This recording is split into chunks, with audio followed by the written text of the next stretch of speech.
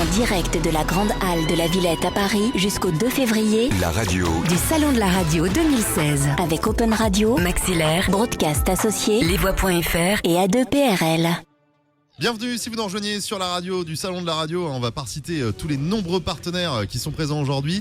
Journée spéciale Belgique avec une conférence qui vient de démarrer juste derrière. Franchement, c'est énorme ce qui se passe. Rejoignez-nous ici du côté de la Villette. Si vous êtes sur Paris, vous nous écoutez sur la RNT, également sur le www.salondelaradio.com. Et puis, je vous rappelle, pour les Twitter addicts, le hashtag Salon Radio sur Twitter. Il y a des messages qui s'affichent ici, là, juste en bas, voilà, on a un retour caméra. Et bien sûr, parmi les gens qui ont permis de rendre tout ça, cette magie possible, il y a Broadcast Associés. J'ai le plaisir de recevoir Sylvain Cavet, bonjour. Bonjour David. Et Fabrice Gauthier. Bonjour. Les deux têtes pensantes de Broadcast Associés, c'est une longue histoire maintenant, je pense que dans le paysage radiophonique, tout le monde vous connaît. On va commencer par lequel, peut-être par Fabrice, il aime bien parler, Fabrice. Honneur aux anciens. Broadcast Associés, juste pour l'historique, on va pas faire le Wikipédia de Broadcast Associés, mais c'est quoi un petit peu l'histoire pour ceux qui ne vous connaîtraient pas encore? Alors c'était il y a 11 ans, l'association de Sylvain Cavet et moi-même, on s'est rencontrés autour d'un consulting, autour d'un groupe média.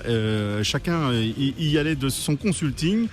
Et on s'est dit, il y a quelque chose à faire ensemble parce qu'on avait une vision commune de l'avenir des médias. C'était il y a 11 ans, on se disait, peut-être qu'un jour il y aura des réseaux sociaux, peut-être qu'un jour la radio serait diffusée en IP, mais en RNT, on y croyait aussi déjà. En tout cas, on partageait déjà beaucoup de visions sur l'avenir et pour pas mal dans pas mal d'axes de développement, on s'est pas trompé. Et depuis, effectivement, la société s'est développée et aujourd'hui, on est une petite équipe d'une dizaine de personnes avec une filiale en Afrique aussi.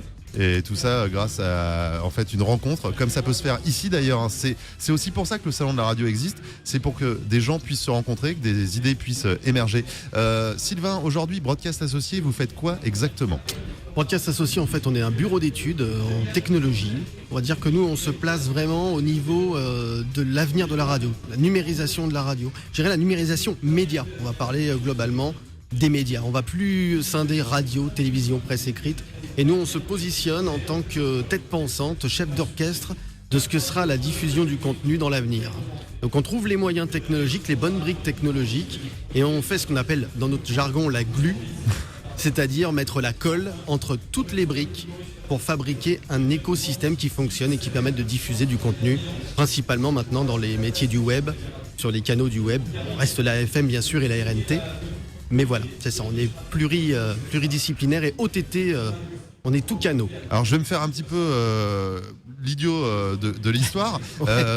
Par exemple, vous êtes chez vous là, vous regardez sur le www.salondelaradio.com la télé, ou la radio filmée, la radiovision. On va y revenir dans quelques instants, Fabrice, parce qu'il faut bien utiliser le bon terme, sinon je vais me faire encore taper sur les doigts et je pourrais pas aller à la buvette, ce qui sera très embêtant. Il faut que j'arrête de parler de cette histoire de buvette quand même.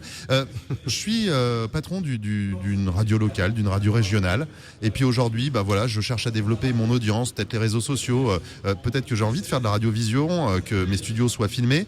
Qu'est-ce que vous pouvez faire pour moi ? Ça part de l'installation des studios jusqu'à l'ensemble des prestations ? Ça part, on va dire, d'un positionnement de consulting. C'est-à-dire qu'on va analyser vraiment le besoin du client, lui dire où est-ce que vous voulez vous projeter et l'aider aussi à se projeter. Parce que très souvent, en fait, ils sont un peu pris au dépourvu, ils ne savent pas vraiment comment se positionner dans l'avenir. Donc nous, en fait, on va faire une analyse des besoins et puis lui trouver des idées. Alors là, c'est Fabrice aussi qui, de par son rôle, on va dire, de consultant éditorial, va se positionner en disant tiens, on pourrait faire ceci, cela de telle manière, et moi je vais trouver le moyen technique derrière avec les équipes de fabriquer ce système là. Vous allez pouvoir repenser tout le studio, installer le matériel. C'est carrément une refonte totale, et voilà. Alors dans quelques cas, lorsque les radios sont déjà installées, on va dire de façon confortable, on peut rajouter des choses, c'est surtout le but, des caméras, des systèmes, et puis bâtir autour de tout ça quelque chose qui soit ergonomique, quelque chose qui fonctionne. Mais voilà, c'est principalement là qu'on se met.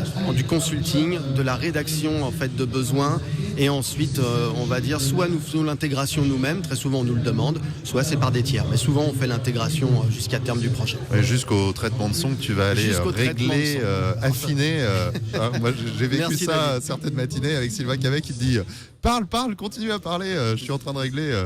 C'est vrai que c'est toujours un moment très agréable parce que c'est vrai que vous restez de toute façon toujours très proche avec vos clients. C'est une collaboration qui est sur le long terme. C'est pas juste on vous appelle, vous faites les choses. En général, il y a un suivi, Fabrice. Tout à fait. Ça fait 11 ans qu'on est fidèle à nos clients et que nos clients nous sont fidèles. On en a de plus en plus, heureusement. Et pour revenir à ce que disait à l'instant Sylvain, effectivement, on allie stratégie et technologie. Et ce qu'on fait ici est un bel exemple. Si on regarde bien cette radio de salon, c'est le savoir-faire de quelques sociétés qui sont présentes sur ce salon et on a fait la glue au milieu de tout ça.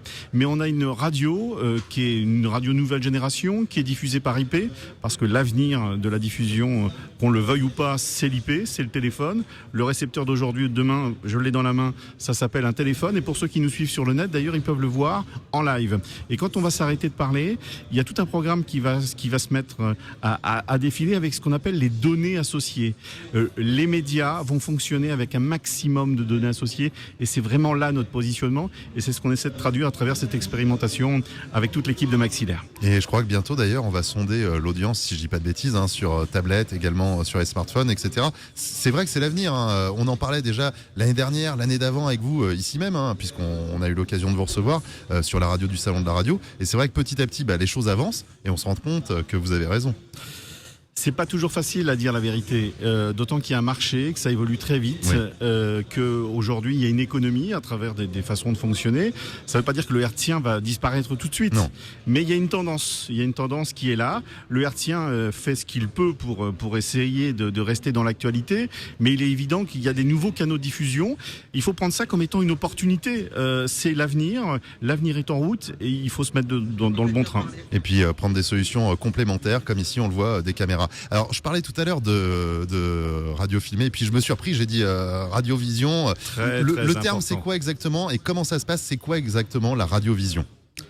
Fabrice, je te laisse avancer, allez, vas-y. Il a bien parlé, on l'avait dit. On est en pleine convergence média, effectivement. La télé commence à faire de la radio, la télé, la presse écrite travaille de plus en plus sur l'audio et la vidéo. D'ailleurs, on a nombreux clients, nous, dans la presse écrite. Simplement, les réflexes de consommation doivent rester maîtres. Quel est le maître dans la radio? C'est l'audio.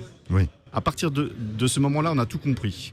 L'audio doit rester le maître et après, on va y rajouter des données associées. La vidéo est l'une des données associées. Quand la radio a quelque chose qui lui manque, c'est-à-dire l'image, parce qu'il y a une émotion, il y a une image. Par exemple, là en ce moment, ceux qui ont l'image comprennent ce que je suis en train de faire. Ceux qui sont à la radio en RNT, ils vont avoir du mal.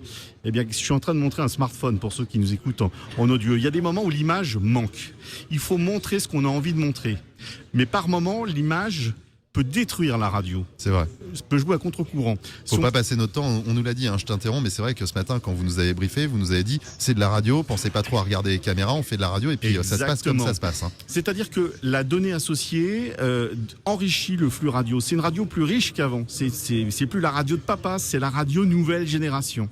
C'est pour ça qu'on utilise bien le terme de radiovision et pas de radio filmée. Mettre une caméra dans un studio, ça n'apporte rien. Tout ce qui est le plus intéressant, c'est d'enrichir ce flux. Que ce soit par de la vidéo, par de la cartographie, par la carte de la météo quand on fait la météo, etc., etc. Alors là, ici, on a des techniciens qui nous réalisent, on a beaucoup de chance. Mais par exemple, si je suis tout seul aux commandes de ma radio et que je veux avoir des caméras et piloter le système moi-même, je crois que c'est faisable aussi. Exactement, justement, on travaille dessus. Il y a ce qu'on appelle des asservissements. Alors c'est un terme un peu barbare. Ça veut dire que quand je parle dans le micro, le signal en fait positionne la caméra sur moi. Lorsque David, toi tu parles, c'est sur toi. Donc ça évite en fait quelque part d'avoir une personne derrière à faire de la réalisation vidéo et radio simultanément. En fait, la vidéo devient complètement automatisée. En tout cas, le plus possible. C'est intéressant parce que, encore une fois, je me mets à la place de notre ami patron d'une radio régionale. Il se dit, un réalisateur en plus à payer. Non, pas forcément, ça peut fonctionner tout seul. C'est d'autant plus important, David, que je pense que ça remet l'animateur au centre de ce métier. C'est-à-dire que l'animateur devient un community manager. Il s'intéresse à ses auditeurs à travers ses speaks. Il va pouvoir gérer tous les tweets, tout le social media, tous les SMS, le compte Facebook, les flux de données associés qui sont largement automatisés. Il faut bien reconnaître que la réalisation telle qu'elle était en radio il y a 10 ou 15 ans, où on envoyait des cartouches pour les plus vieux, tout ça a changé, tout ça c'est automatisé. Ça veut dire que l'animateur ton rôle, c'est aujourd'hui de gérer tout le contenu. C'est vrai. Alors là, on est sur une radio temporaire, donc on fait simple, mais à partir du moment où on est plus en fixe, on peut très bien imaginer que tu fasses ta propre réalisation, comme ça existe dans beaucoup de radios, et tous les systèmes qu'on met en place fait que tu peux faire ton job à 100% en étant détendu et garder la banane comme tu l'as toujours. On rappelle, hashtag salon radio. D'ailleurs, là, il y a Simon qui dit présent au salon de la radio. Ça s'affiche ici en bas de votre écran. Et puis, bien sûr, vous continuez à venir nous voir à la Villette. Je pense qu'on a abordé beaucoup de sujets importants, mais de toute façon, on est là durant 3 jours. On aura l'occasion de se reparler avec Fabrice Gauthier et Sylvain Cavet de Broadcast Associés. Je tiens également à remercier Open Radio, A2PRL, lesvoix.fr. C'est eux, les superbes voix off qu'on entend sur l'habillage. C'est magnifique, des grosses voix en général. Bien, voilà. Towercast également, puisqu'on est sur la RNT parisienne. Juste quelques secondes, parce qu'après on va me dire faut que tu rendes l'antenne, tu parles trop longtemps, mais c'est un petit peu le défaut. Mais en même temps, pour une fois qu'on peut vraiment se faire plaisir et qu'on n'est pas timé sur nos speaks, et ça je pense qu'il y a beaucoup d'animateurs qui me comprennent. La RNT, ça s'est fait comment, Fabrice ? Alors, c'est une grande première parce que c'est la première demande temporaire auprès du CSA. Je crois que le CSA a bien facilité les choses et je crois qu'on peut les en remercier. Oui. Donc, ça y est, c'est parti. Depuis 9h30 ce matin, grâce à Towercast, nous sommes diffusés dans toute la région parisienne en RNT, avec comme données associées aussi l'image. Et on pourrait très bien, on n'a pas eu le temps de le faire, mais afficher aussi toutes les données associées. Raphaël Hérault, qui est le directeur de la diffusion de Towercast, m'en parlait à l'instant. On le fera sûrement en 2017. Et ben voilà, on va en reparler de toute façon durant ces 3 jours. Merci. Merci David. On se retrouve en tout cas dans quelques minutes. La radio du Salon de la Radio 2016. Avec Broadcast Associés, Open Radio, Maxillaire, A2PRL et lesvoix.fr.